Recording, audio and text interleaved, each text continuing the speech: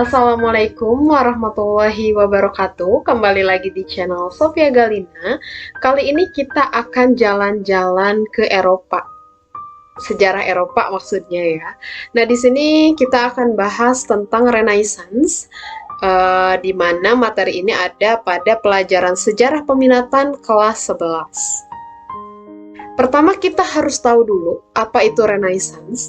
Renaissance sendiri katanya itu berasal dari bahasa Prancis gitu ya, yang artinya adalah kelahiran kembali. Kenapa dinamakan kelahiran kembali? Karena Renaissance ini adalah sebuah periode dalam sejarah Eropa yang ditandai dengan gerakan melahirkan atau menghidupkan kembali peradaban Barat yang mati suri. Peradaban Barat yang dimaksud ini adalah kebudayaan Yunani kuno dan juga Romawi kuno. Nah, pelopor dari gerakan Renaissance ini adalah kaum humanis. Kaum humanis itu tentu adalah orang-orang yang mempunyai paham humanisme. Apa itu paham humanisme? Paham ini adalah paham yang menjunjung tinggi martabat manusia serta kemampuan rasio atau akal untuk mengubah kondisi saat ini demi mencapai kesejahteraan manusia di dunia.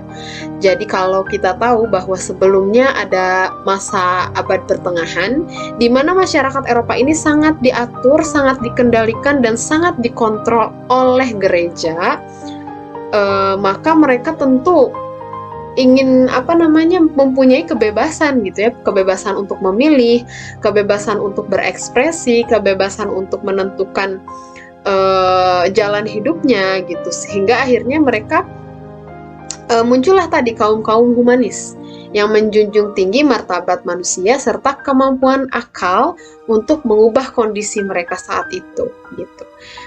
Nah, salah satu pendukung gerakan Renaissance ini adalah Paus Leo X gitu ya. Dia adalah paus juga gitu ya. Jadi berarti dia adalah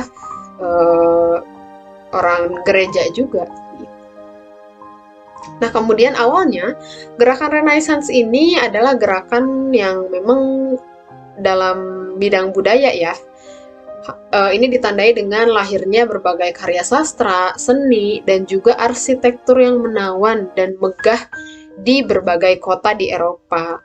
Tapi akhirnya karena mereka terus berpikir gitu ya, kalau manusia itu terus-terusan berpikir, mereka pasti banyak hal gitu yang muncul, ide-ide mereka gitu, yang akhirnya tadinya di bidang budaya saja, gerakan Renaissance dan humanisme ini kemudian akhirnya menjadi bersifat sosial politis gitu, dan puncaknya terjadi pada abad ke-18 yang disebut sebagai abad pencerahan atau Aufklärung. Nah, kita harus tahu juga asal mula atau di mana sih lahirnya gerakan Renaissance ini gitu.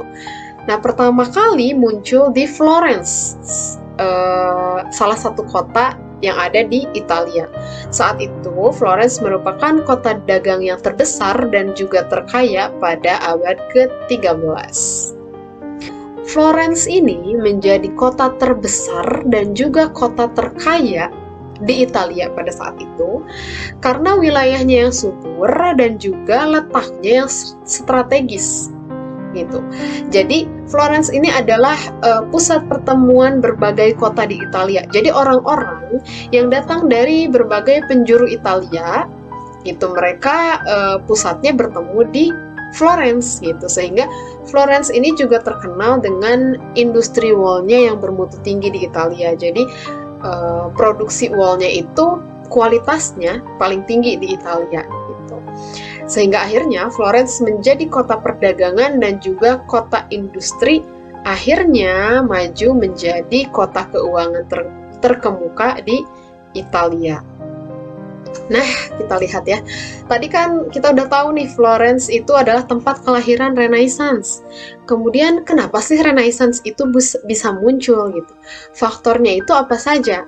Nah, pertama-tama kita harus melihat dulu bahwa ada tadi ya aktivitas perdagangan yang terjadi di berbagai kota di Italia gitu. Salah satunya adalah Florence tentunya. Tapi kita lihat bahwa di Italia itu juga banyak muncul kelas menengah baru. Kelas menengah baru itu artinya adalah mereka yang tadinya bukan orang berada gitu ya, menjadi kelas menengah yang tadinya mereka kelas bawah gitu, atau secara ekonomi mungkin tidak secara ekonomi kurang gitu ya. Nah, akhirnya muncullah kelas menengah gitu karena banyaknya aktivitas perdagangan yang terjadi di sekitar Laut Mediterania. Dan salah satu wilayahnya itu adalah, ini kita lihat ya. Kalau kita lihat ini adalah peta Italia. Peta Italia. Di sini ada kota Venesia. Ini ada kota Venesia dan juga ini ada kota Genoa. Nah, di mana dua kota ini adalah kota yang berperan penting dalam mengontrol atau mengendalikan perdagangan yang melalui jalur Laut Mediterania. Gitu. Jadi yang dari perdagangan Mediterania ini akan berhubungan tentu dengan Italia, dengan Genoa dan juga dengan Venesia. Dan kemudian Laut Mediterania ini juga terhubung ke pusat-pusat perdagangan utama di dunia, yaitu Konstantinopel, Antioquia, dan juga Alexandria gitu. Jadi para pedagang atau pebisnis saat itu dari wilayah Eropa gitu menjual berbagai komoditas gitu. Dan bukan hanya dari Eropa tapi juga dari wilayah Asia dan Afrika. Jadi barang-barang dari wilayah Asia Afrika itu dijual di wilayah Eropa, kemudian sebaliknya produk-produk dari Eropa seperti sepatu, arloji, dan juga pakaian jadi itu banyak dijual di Asia gitu ya, Afrika dan juga wilayah lainnya melalui kota perdagangan ini, yaitu Konstantinopel, Florence, Genoa, dan juga Venesia gitu. Faktor lainnya juga adalah terjadinya perang salib, di mana kalau ada perang salib tentu ini menghubungkan berbagai wilayah ya, disebutnya adalah dunia barat dan timur kalau pada saat itu. Jadi jadi hubungan antara dunia barat dengan dunia timur ini semakin intens, entah itu di bidang politik maupun di bidang ekonomi karena adanya perang salib ini. Nah, perkembangan ekonomi yang pesat ini memunculkan banyak orang kaya baru gitu tadi ya. Nah, dan orang kaya baru ini bukan berasal dari tuan tanah ataupun bangsawan. Seperti kita tahu bahwa di abad pertengahan itu banyak sekali bangsawan atau tuan tanah yang memang diberikan tanah oleh para raja, ini disebut sistem manor ya. Dan mereka ini atau orang-orang kaya baru ini bukan berasal dari tuan tanah ataupun bangsawan. Karena kalau tuan tanah dan bangsawan emang udah kaya dari awalnya gitu ya. Jadi mereka adalah orang-orang kaya baru yang dimana mereka adalah individu yang memiliki jiwa petualang dan bisnis.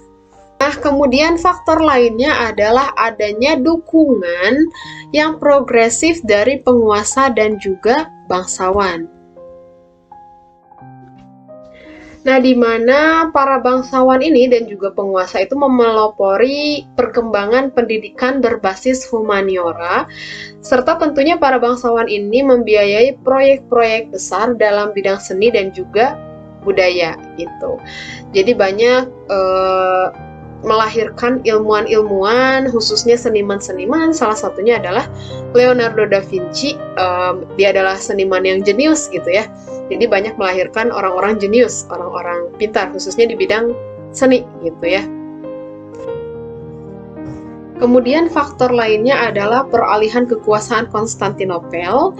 Karena pada tahun 1453 awalnya tentu wilayah Konstantinopel ini adalah termasuk wilayah Eropa ya, sehingga di bawah kendali gereja Eropa gitu. Kemudian akhirnya pada 1453 kekuasaan di Konstantinopel ini beralih menjadi kekuasaannya di bawah dinasti Ottoman. Sehingga hal ini menyebabkan banyak cendekiawan yang bekerja di perpustakaan Konstantinopel ini pindah ke Eropa. Dan mereka ini membawa banyak buku sastra, buku hukum, dan juga seni yang akhirnya memunculkan atau meningkatkan minat masyarakat Eropa untuk mempelajari kembali kebudayaan Yunani dan juga Romawi. Nah, sehingga peradaban Barat sejak era Renaissance ini dibentuk sebagai hasil dari kajian dan penghayatan terhadap nilai-nilai kedua kebudayaan itu, yaitu Yunani dan Romawi kuno. Di mana memang banyak ya ilmuwan atau tokoh-tokoh yang pada saat itu mereka mempelajari, kemudian menyunting, menghayati, dan juga menerbitkan kembali karya-karya dari masa Yunani dan Romawi kuno.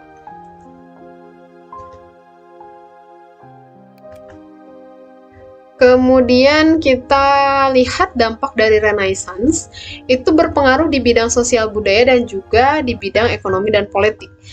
Di bidang sosial budaya yaitu munculnya paham sekularisme, yaitu ideologi atau gerakan yang mendorong dihapusnya agama dari ruang publik. Hal ini menekankan agar urusan publik dilepaskan dari campur tangan agama. Intinya adalah memisahkan kehidupan beragama dengan kehidupan bernegara atau bermasyarakat. Sehingga memang paham ini tadi muncul dari masa Renaissance di Eropa gitu ya. Yang yang memang didasari atas rasa fobia mereka terhadap tadi, karena mereka awalnya terkekang ya oleh kontrol gereja, kemudian dikendalikan oleh gereja, sehingga akhirnya mereka tadi memunculkan ideologi sekularisme ini atau menghapuskan, memisahkan antara kehidupan beragama dan juga kehidupan bernegara. Jadi menghapus agama dari ruang publik gitu. Kemudian di bidang ekonomi politik berhubungan dengan tadi sekularisme. Jadi sebagai pengganti agama, masyarakat Renaissance ini memperkuat fungsi dan peran negara. Jadi berfokus pada bagaimana memajukan negara, bagaimana negara itu mengatur masyarakat gitu. Sehingga di sini juga akhirnya raja sebagai penguasa itu bekerja sama dengan bangsawan untuk kemajuan perekonomian negara, di mana bangsawan ini memberikan kebebasan, memberikan izin penuh terhadap aktivitas perdagangan dari para bangsawan, para pengusaha gitu ya. Tapi sebagai imbalannya, sebagai timbal baliknya, para bangsawan atau pengusaha ini harus membayar pajak kepada raja gitu. Sehingga ini ada yang namanya simbiosis mutualisme atau faktor saling menguntungkan gitu. Dan kemudian mereka akhirnya mempercayai bahwa negara yang memiliki banyak aset atau modal yang juga dengan jumlah perdagangan atau volume perdagangannya itu banyak atau tinggi gitu ya. Nah, dari sinilah muncul paham yang dinamakan sebagai paham merkantilisme atau paham yang materialis gitu ya. Baik, untuk pembahasan kali ini mungkin kita cukupkan dulu sampai di sini. Selanjutnya akan dibahas tentang merkantilisme dan juga paham-paham lainnya di Eropa tentu saja. Kita cukupkan dulu. Mohon maaf apabila ada kesalahan dan kekurangan. Mudah-mudahan video ini bisa bermanfaat, bisa menambah pengetahuan, wawasan, dan juga mempermudah dalam proses pembelajaran.